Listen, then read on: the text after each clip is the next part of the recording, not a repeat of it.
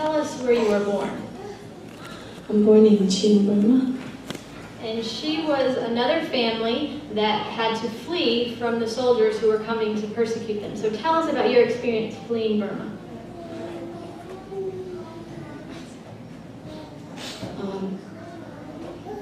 My dad was already in Malaysia before us. He already fled. And one day we got a letter from him saying that we need to join him as soon as possible.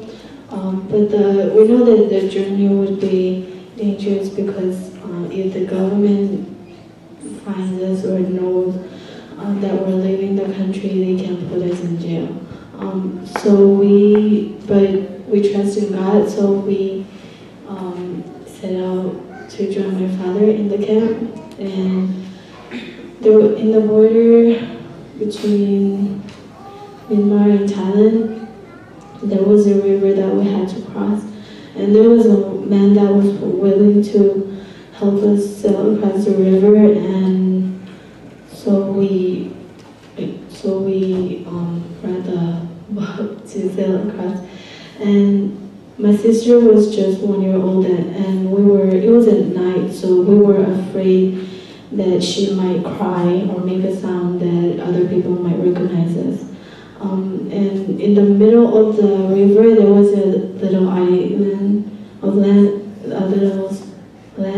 and the soldiers were guarding the coast and the border, and they had guns with them, and they stopped us, and they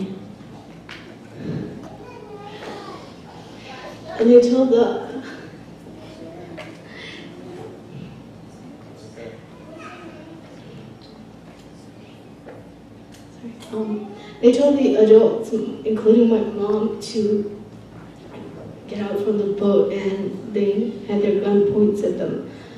And then we were scared, so we got out of the boat with my mom too. And when they see us, the small kids, they said, we will turn around, and if you cross the river before we turn around, then we will let you go, so go quickly. And God saved us. I was really afraid, but my mom always told me that when you're afraid, then put your trust in God, like in Psalms 56:3. And now we're here with our family, and it's a miracle. I think God really did save us from.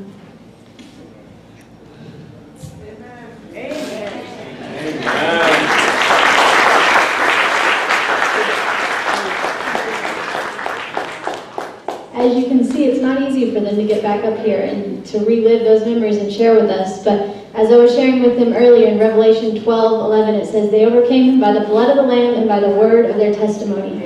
And this morning, they are overcoming by the word of their testimony, and hopefully encouraging you as well. God watches over us, and he watched over them, brought them here to the United States. Amen. So tell us about your experience when you got here in the United States.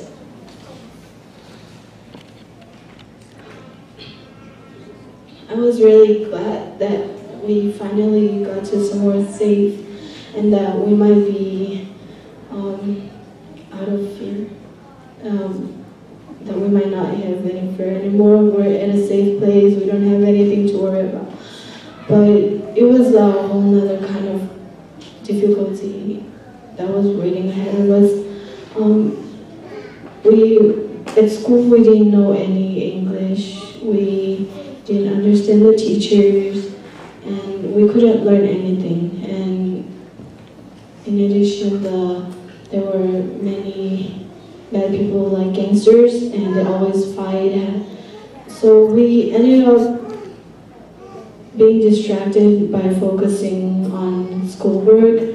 We focused on our security instead of our education, and we couldn't learn anything. But for my parents, they really had a hard time coming over here because they couldn't find any job, and the government support ends after 3 months, and they were still struggling to find something that would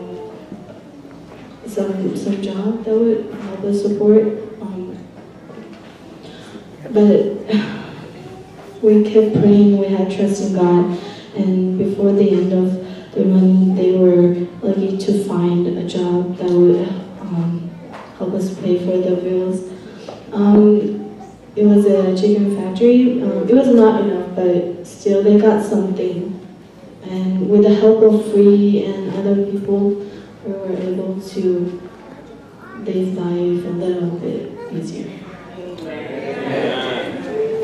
When she says Free, you may not be familiar, you may be familiar with it. It stands for Friends of Refugees for Education and Empowerment. And this was a nonprofit set up by Sharon McIntosh was one of them. She's sitting in here today, and Kelly Tchaikovsky and others that felt a burden to minister to these young people and these families that have come over and get 3 months of help and then just left. And so they set this organization up, and they've been very instrumental in helping them with clothes, with furniture, with food, and with education. They've helped raise sponsors, find sponsors for the students to come here. The students who come to our school they don't get a tuition break. We have to raise the money fully for them to come to our school. So people are touched and they desire to help. And we also have the Clarks sitting here. They've been instrumental in helping as well with the refugees. So there's others in here I know that have helped in different ways, and we thank you for that. So when they talk about the public school that they went to, I taught in public school, and I know that they're not all the same. And their situation is a lot different than the ones in the Gwinnett County public schools or the ones maybe around where you are. In Clarkson, it's so diverse. There's so many different cultures and so many different people, and people with culture shock that are coming over, and they don't all speak, they speak 10 different languages or more in one classroom. So though there may be teachers there that are trying, it's just overwhelming, and there's so much bullying and bad language and gang activity and things that are happening that it's really, really a difficult situation, the schooling where they're at. So tell us about your experience at DAX and now AAA. Advanced schools helped me get closer to God, and it put my focus more on God than more on God than my surroundings, and I had to care less about what's going on around me because my classmates and my teachers are really friendly and nice, and they were encouraging Christians. They encouraged me, the devotionals and their words encouraged me to work harder so that in the future I can also help others, just like how others have helped me.